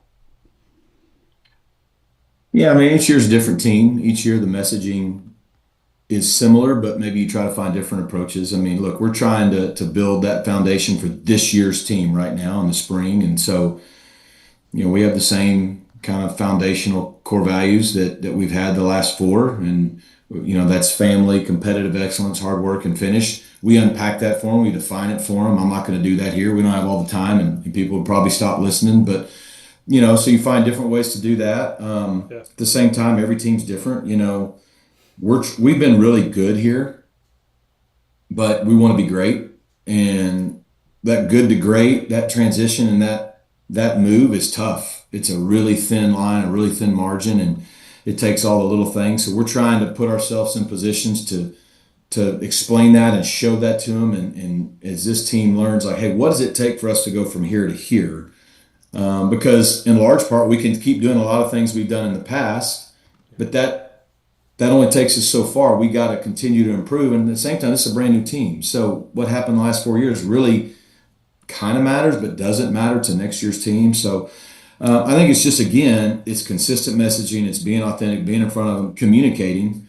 Look, this is the vision. This is what we're trying to get done. Here's how we're going to do it. And then when it's done well, calling it out when it's not, talking about how we can get there. We're doing everything we can to build a tough and a disciplined and a united team come Labor Day, Monday night in Tallahassee. And we can't waste any time. We got to be urgent in getting ready for that, because it's going to be here before we know it. And if we think we're going to show up a week or two before that game and start getting ready for that game in the season, we're going to be in for a rude awakening. So those are the kind of things that we're internally trying to do as we go through our winter program, as we go through spring ball, and then eventually summer and fall camp, is just the process of what it takes to build a great team. And if we can build a great team, then we'll have a chance for the results to go the way we want them to. And when you talk about building from now and getting ready for Tallahassee and Labor Day now instead of waiting a week before that game happens as we head later on into this year, your thoughts on the fact that the portal has now changed, where there's not two openings, there's one opening. What does that do to maybe give you and your coaching staff a breath with it as you go through the spring? Yeah, I think that was one of the major improvements we made coming out of the AFCA, and Craig Bowl and a lot of the coaches deserve a lot of credit, because a lot of the issues we didn't create, but now we've been asked to try to help fix some of them. And I think that one fixes it a little, because not only do coaches know who we have on our team right now, but the kids know where they are. And so there's none of that apprehension on their end either, and they're not getting bombarded by agents and people to leave now. Everybody talks about kids having freedom of choice. That's fine. How about the ones that were happy and then someone came in and kind of weaved a web in their mind and convinced them to go do something that wasn't in their best interest? And now they left a situation that was good for them, and now they're in a worse situation. Like, kids have been put in a really bad spot and been exploited a lot more than people realize. And that stuff's all off the table now. So, for the first time in the last 3 years, we know our team today. We have about 8 players that won't show up till June 1, 7 freshmen and a junior college player, just because they're finishing up their schooling. But there's nobody on our team right now that's going to be gone. And that gives us a chance to start end of January, early February, building our team as opposed to kind of dipping our toe in the water, but not really being able to till about, May 1, June 1. And I think that gives us a chance to be better earlier. And not just us, everybody. There's just more clarity, there's more consistency and more stability for the players in college football. Yeah, I mean, all I kept thinking about was what keeps a player from going through spring ball, taking their plays, their playbook, and everything they know, and just going to the team that's, up the road and saying, hey, this is what they're going to run this year. Rhett Lashlee here with me, SMU Mustangs head football coach, heading into the 26-27 season here on Wake Up Call with Dan Tortora inside the Great Lakes Honda City Studios. You had mentioned staff just a little bit ago, and you elevated when we talk about special teams, at Casey Horney being the special teams coordinator now, and Justin March, the assistant special teams coordinator. Special teams does not get spoken about enough. So I'd love to speak on not only special teams, but the decision to elevate these two men in your program. Yeah, I think it's kind of weird. We've had great stability in our program, and we still really do, but we changed all three coordinators this offseason. But yet our staff has been so fantastic, and a couple of additions we've made both internally or from the outside. It hasn't, we've had 4 spring practices now, I think, and about to have our 5th, and it doesn't feel like we've changed all 3 coordinators. And on defense and offense, there's been great carryover in the transition. And then you start talking about special teams. Well, Casey Horney came to us, actually was with us our first year, left for an opportunity, and then returned. And, Kyle Cooper had then, since he returned, Kyle Cooper had taken over running our special teams. And Coop really stabilized our special teams. Had not had a lot of experience as special teams coach, had been with me for almost a decade as an offensive assistant, knows our offense as good as anybody here. But also I knew he could lead and motivate the units on special teams to improve, and we did. We got better each of the last 3 years. We missed some kicks last year where you can argue we lost 3 of our 4 games. Largely evidence says we lost 3 of our 4 games because of field goal kicking. Yep. Which also skewed our special teams a little bit. We've improved every year in teams over the last 3 years, but it goes back to we want to go from good to great. And so, when Casey Woods got his head job, it allowed some movement on the offensive side to put Kyle Cooper in a full-time offensive role, which he is going to be invaluable to us. He's a future OC play caller and I think head coach that had kind of been serving in that role out of necessity. And he was able to come to offense. He put a great foundation on. Well, Casey Horney had been helping him the last 2 years, and now it's Casey Horney's opportunity to run it. Well, Casey has 20 years of special teams experience. He is made for that role. That's his specialty. He's elite at it.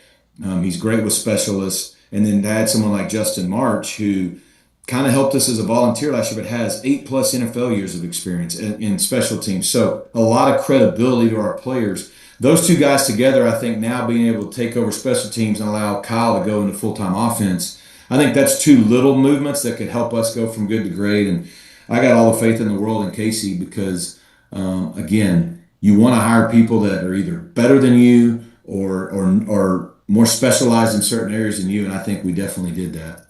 Yeah, and you mentioned offense and defense as well when we look at coordinators, and I appreciate you diving into special teams. When we look at the offensive side of the ball, written on the website for SMU, we have 3 that are named co-offensive coordinators. When we talk about Rob Likens, Garen Justice, and De'Ara King, who I covered when he was a player at Houston. So bring me into the decision to have King, Justice, and Likens all work together on offense, and then defensively to have Ricky Hunley Jr. and Maurice Crum Jr. working as co-defensive coordinators, just why it was important to you to have co's and to have multiple eyes and ears when it comes to offense and defense. Yeah, I think you start talking about it like there's a lot of things we do in coaching that have been done, and someone said, why you do that? And they're like, I don't know. I guess just because that's how we've always done it.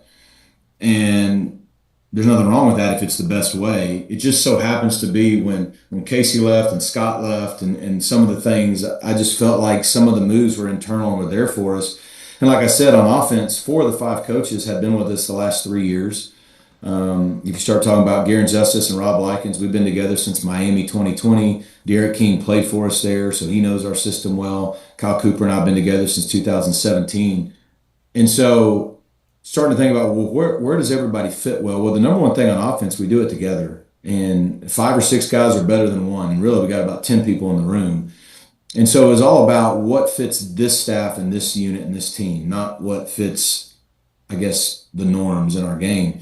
You know, Casey had been the coordinator, and Rob and Garen had shared the co-titles. Well, honestly, wasn't going to take away a title from Rob because he's really elite at what he does and really helps us on offense. But I did move him into a more chief of staff role. He's helping me a lot as associate head coach, and not just in title, but in deed and things he does. So I can try to be a better head coach and help where I need to help everywhere else. And so really that's what his role has become. We just didn't take a title away, and because he still serves a huge role for us in offense. But moving Garen, who's been a head coach, been a coordinator, into that kind of organizational role on the offensive side of the ball that Casey left, and then taking someone like De'Eric and even Kyle Cooper, but like De'Eric, and putting them in more of a play calling role in day-to-day operations, and giving them those co-coordinator titles. They all serve different roles. I mean, in theory, I could probably give them all a co-coordinator title and it would have made sense. But internally, everybody knows their role. Everybody does it at a high level, and they work really well together. So that was kind of unique on offense, but there was just so much synergy and consistency. That's why we did that. But everybody's got different roles internally. And then on defense, you know, I've known for about the last year and a half that, you know, we're being really good on defense. Scott Simons eventually is going to get a head job or a job in the NFL or something. And it just so happened actually later in the process, and either he or I thought it came up. Thought we were going to go another year, but about a year and a half ago, once Maurice Crum came here and Ricky Hunley, who's been with Scott for 10 years, like, I knew after that ACC championship run, like, we had something special with those guys. Yeah. They're studs. The players love them. Like I said, Ricky's been with Scott for almost a decade. He knows the defense as good as anybody. Mo has been a coordinator before. Both those guys have now been together for the last 3 years with us. And it was always kind of the plan when that time happened. We were probably going to stay in-house because we've been playing good defense. We don't want to, you know, throw it all out and start over if we don't have to. And it just worked out. Those guys are great to lead us together. And Mo will call the defense, but man, together from the back end to the front, those guys have been working really good, again, with 4 of the 5 defensive coaches who've been here now the last 3 years together too. So that was kind of the thought process that went into it. Rhett Lashlee here with us on Wake Up Call inside the Great Lakes Honda City Studios. Before I let you go, we will play Rapid Fire, where you get to put me on the hot seat here and we get to have some fun with it, but not before I mention this gentleman who I mentioned plenty of times. It is atypical to have a quarterback that is consistently with you. Kevin Jennings has been loyal to SMU. SMU has been loyal to him. What does it mean to have him here in the spring as you get ready for the season? It means everything for this team. To have a guy coming back for his 3rd year as a starter, to start his career and finish his career at the same place. It means everything for our program, not just now, but for the longevity of what we're trying to build. And I think it means everything to him. He loves Dallas. He loves SMU. He got his degree in December and still stayed because he's just built different. He's built the right way. He's everything that's right about college football. Yeah, he's unselfish. Yeah, he's a team guy, but he's elitely confident, and he loves this place. And I think in a day and age where his family chose to do what has kind of become less trendy or less the norm, yeah, but it was right for them, I think speaks volumes to who he is and who they are. So, you know, you're right. He could have listened to a bunch of outside noise, but he's true to himself. He's a leader. He's convicted. He's a winner. And he knew this was a good decision for him, short-term and long-term. And I applaud him for it, not just because I'm happy he's here, but just for having the courage to do what he felt was right for him. And if the truth be known, the last couple years, all 3 years really, he's had plenty of opportunities and offers to go elsewhere and really never once strongly considered it. It was like, no, this is where I want to be. And as long as we could do right by him, that was going to happen, and we were able to. And so his legacy is going to last long after he's done playing here. But I think it's huge for this team because the experience, the veteran leadership he's going to give us, as we try to make a run. Oh, that being said, let's make a run into rapid fire. You can ask the first question, I'll ask the second. We'll go back and forth for a couple. Coach never gets to ask questions, but here on Wake Up Call he does. What do you got for me, Coach? All right, playoff selection, committee or no committee? I mean, there's got to be a committee. I think when we left it up to the computer before, it made no sense. You want there to be a computer and that's it?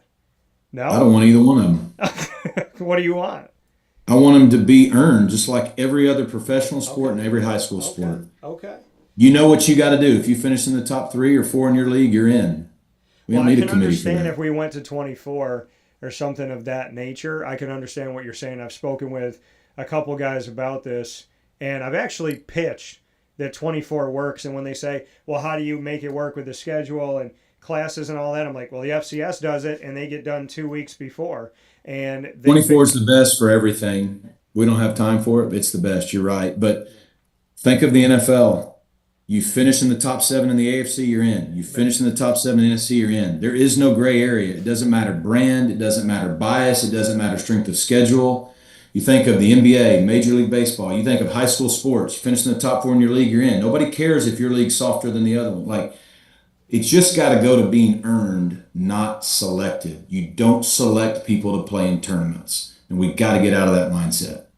I like that. You threw me a curveball. You said this or this, and then you're like, neither one. I like it, but you make perfect sense for what you're saying. And it goes along with what Randy Etzel and I were talking about. My question for you, Coach. Oh, my goodness. All right, I don't think I've asked you this before. If you took over my show for the day and it was Wake Up Call with Rhett Lashlee, what 3 guests, living or deceased, would you have on the show and why? Wow. Okay. I'm going to have Bobby Bowden on the show. I'm going to have Pat Sullivan on the show. And I'm going to have you on the show because I took over your show. Okay. Why? Why did you choose who you chose? I just realized I rebutted your question last time, so I guess you'll get a chance to rebut mine. But Bobby Bowden was the 2 people that made me fall in love with wanting to coach were Bobby Bowden and Bill Walsh. I was at that age, and I just watched him, and I loved how he went about it, how he did it, and then over the years, meeting people that worked with him and hearing all about it, like it's just I just admired how he did it, and so I'd love to have him on the show. Pat Sullivan, man. I owe Pat everything just about, Gus Malzahn gave me my opportunities and I owe him, I can't put into words what I owe him, but Pat Sullivan hired me at 27 years old to be the OC at Sanford. It was my first OC job, my first time making money, which I needed to because my twin boys had been born. But in 1 year with him, he taught me more about coaching and dealing with people than probably anyone in my life has in such a short amount of time. And so I just have the utmost respect for him, and man, he taught me so many things, probably without even trying. And then you, because this is your show, so I'm going to take over your show and make it better than you have it. I at least got to bring you back so everybody knows where it started. I appreciate that, Coach. You got one more for me. What do you got? Oh man! All right, sticking in the playoff world. Okay. You prefer home or neutral sites? I appreciate the bowls that are a part of it. I appreciate the 6 bowls that are a part of it. So I'd want them to have some life in it.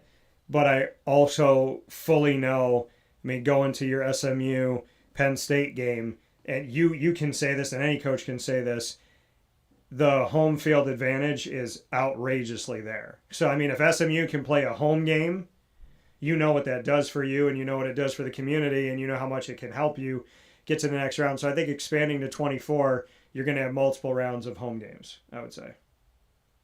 My question back to you, I want to ask you something CFP related. Okay, if the college football playoff played the national championship in any other country, where would you want to take SMU to play a national championship that's not the United States? That's a great question.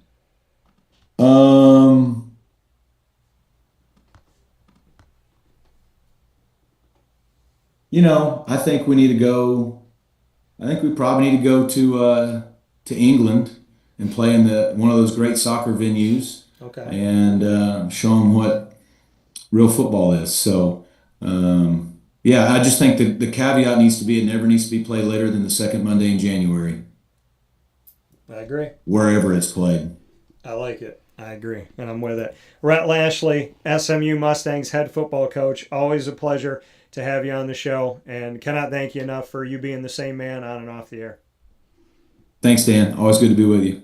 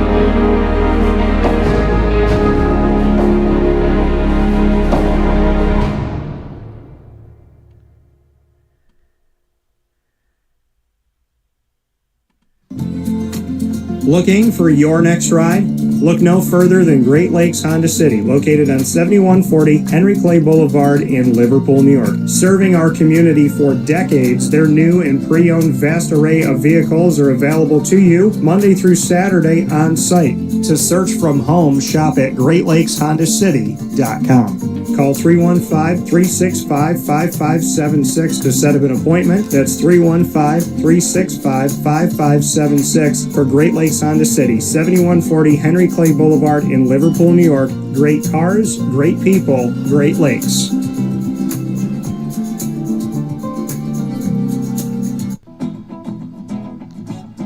Hi, this is Amy from Mother's Cupboard, home of the whole frittata. We are open daily 6 a.m. to 1:30 p.m. For takeout orders, call 315-432-0942 and tune in to Wake Up Call with Dan Tortora for our monthly food challenge and try our Wake Up Call signature menu item available 7 days a week. Here at Mother's Cupboard, we are Central New York, and it's our honor to serve you.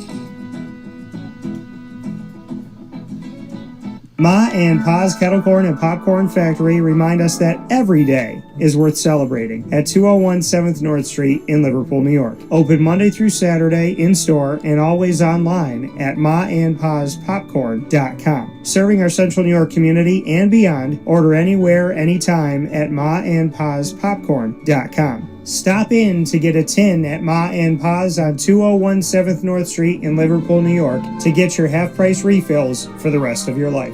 Come to Ma and Pa's for your holiday gift giving for family, friends, employees, and clients. And remember, for fundraising and events, to call 315-450-6272. That's 315-450-6272. Ma and Pa's Kettle Corn and Popcorn Factory. How corny are you? This is Jimmer Sikowski, owner-operator of Chick-fil-A Cicero, 7916 Brewerton Road in Cicero, right in front of the Home Depot. I had a deep feeling that God wanted me to do something bigger with my life and to help people, help others. I kept putting Chick-fil-A in my life, and I realized as I was going through the franchise selection process that positively impacting the lives of others was really core to what we do here at Chick-fil-A. First of all, it starts with the food. The food is brought in fresh daily. We bring in local produce. We prepare to order in the kitchen. We hand bread our chicken. We hand spin our milkshakes. It's great food. It doesn't taste like fast food. I think the second thing is the way people feel when they come in a Chick-fil-A restaurant. It's different. We try to treat people with intentional kindness here, which is very different and deeper than good customer service. And so I think it feels remarkable for most people to come in a Chick-fil-A restaurant. And then lastly, the impact that we try to have in the community is very different.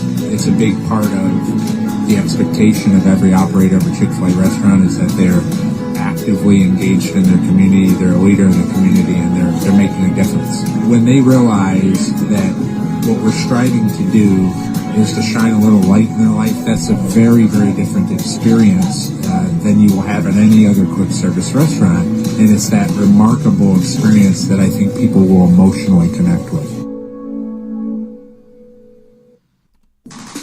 The Wildcat Sports Pub in Camillus, New York is located on 3680 Milton Avenue in the Home Depot Plaza. It is your family-friendly sports bar and restaurant. Folks, some sports bars aren't family-friendly. Some family-friendly restaurants are not sports bars. The Wildcat Sports Pub in Camillus, New York is proud to be both. It is that marriage that you've been looking for years. The Wildcat Sports Pub is your home base for your sports bar and restaurant needs, games for the kids, indoor and outdoor activities, and enough things on the menu to come back every single week and get to try something new. They're open Sundays from noon to 8 p.m., Monday through Wednesday, 11 a.m. to 11 p.m., and Thursday through Saturday from 11 a.m. to midnight. For reservations and party information, call 315-487-2222 for the Wildcat family-friendly sports pub and restaurant.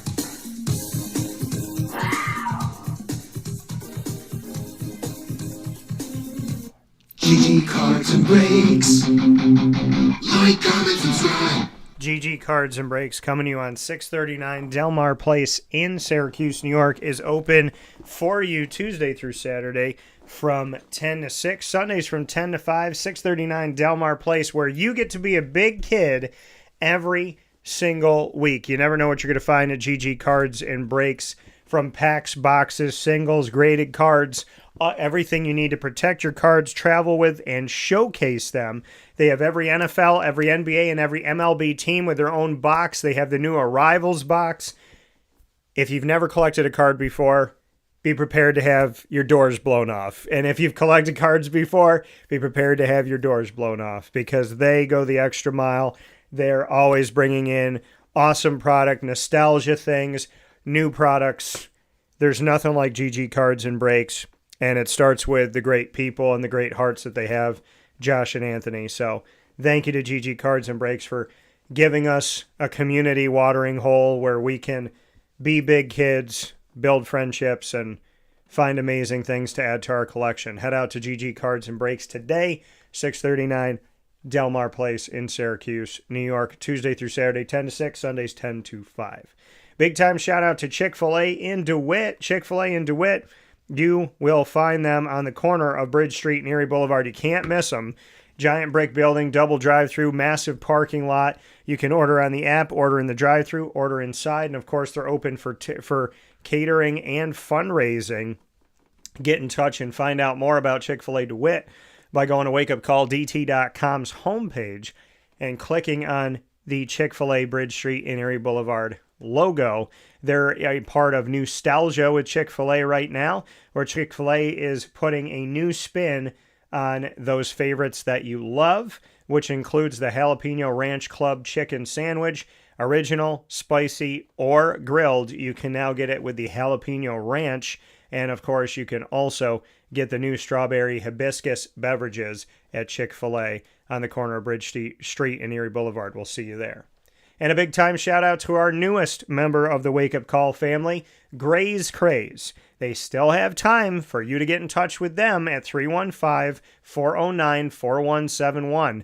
That's 315-409-4171. Get in touch with Gray's Craze to get your charcuterie boards and boxes for the Easter weekend. Don't miss out on the opportunity to get in touch with them today. Gray's Craze of Clay, New York is the first Gray's Craze in the entire state of New York, and they have boxes for individuals, for couples, for families, as well as for birthday parties, anniversaries, holidays, weddings, and more, because they want you to celebrate everything. Find out more information by going to wakeupcalldt.com's homepage and clicking on the Gray's Craze Clay, New York logo. And of course, like I said, you can call them at 315-409-4171 and be at ease knowing that everything that you order is made to order that day and coming out fresh to you. Thanks to Gray's Craze for all you do, and welcome to the family. With that being said, here on Wake Up Call with Dan Tortora. Looks like I've had two wardrobe changes today, so happy to be here with you. Hope you have a wonderful day. Thanks for being with us inside the Great Lakes Honda City Studios on youtube.com and facebook.com, both /wakeupcalldt, and on wakeupcalldt.podbean.com, Monday through Friday from 9 a.m. to 11 a.m. Eastern Time. Amazon Music, Audible, iHeartRadio, iTunes, and Apple Podcasts, Player FM, Podbean, Podchaser.com, Podvine, Spotify, TuneIn, and YouTube. All you got to do is search Wake Up Call with Dan Tortora, or one word, Wake Up Call DT, on any one of those platforms. And of course, make sure to support our wonderful partners in Central and Upstate New York: Great Lakes Honda City, the Wildcat Sports Pub, GG Cards and Breaks, Ma and Pa's, the snack capital of the world. Get your tails over there for your Easter baskets today. Literally, bring them bunny tails over to 201 7th North Street in Liverpool, New York, to Ma and Pa's. Big time shout out to Brian's Landing, Pizza Man, K-9 Kamp Dog Daycare, Myers Creek with 2 locations, 33 Rippleton Road in Cazenovia on the countryside, and on 720 Van Rensselaer Street in Syracuse, New York, in the Syracuse Inner Harbor. Chick-fil-A Cicero, Gray's Craze, Clay, New York, Game Point Sports Complex, Avicoli's Mother's Cupboard, K-9 Campground Dog Boarding, Chick-fil-A in DeWitt, Willow Rock Brewing Company, and the Willow Rock Pizza Pub. And of course, we are the exclusive multimedia marketing partner of your Binghamton University Bearcats. Go and see them Bearcats out in Vestal, New York. And of course, when they're on the road, and you could see them every Tuesday at 10 a.m. Eastern Time during Bearcat Time worldwide, only here on Wake Up Call with Dan Tortora. Student athletes, coaches, administration, and alumni joining the show. The specials are on youtube.com/wakeupcalldt. Click subscribe, hit the notification bell, and find our Binghamton playlist. The Bearcats are also on wakeupcalldt.com's homepage and underneath the exclusive partners tab. For more information, go to binghamtonbearcats.com and go Bearcats. With that being said, here on the show, my best to Syracuse as they continue to practice through the spring. And to all the teams out there, shout out to Steve Angeli. Good to see you throwing that ball again. Got some videos. Go check it out on our social media. Annoying moment of the week, Chick-fil-A Cicero would lead. Top dog of the week being Adrian Autry in his new role at Virginia as an assistant coach on Ryan Odom's staff with Virginia Cavaliers men's basketball. Thanks to K-9 Kamp Dog Daycare. And of course, many thanks to the one and only Rhett Lashlee of SMU, their head football coach. Find us on Facebook at Wake Up Call DT, X at Call DT, Instagram at Wake Up Call _DT. From the Great Lakes Honda City Studios, enjoy the men's and women's Final Four. The women's Final Four is happening tonight. UConn versus South Carolina, 2-1 seeds, and then UCLA versus Texas, 2-1 seeds. And then their championship game will be Sunday afternoon. The men's Final Four will have number 2 UConn against number 3 Illinois, and then 2 number 1s Michigan versus Arizona. That championship is going to be on Easter Monday night. I hope you all have a great day, and as we always say from the Great Lakes Honda City Studios, God bless, no stress, do your best. We'll talk soon.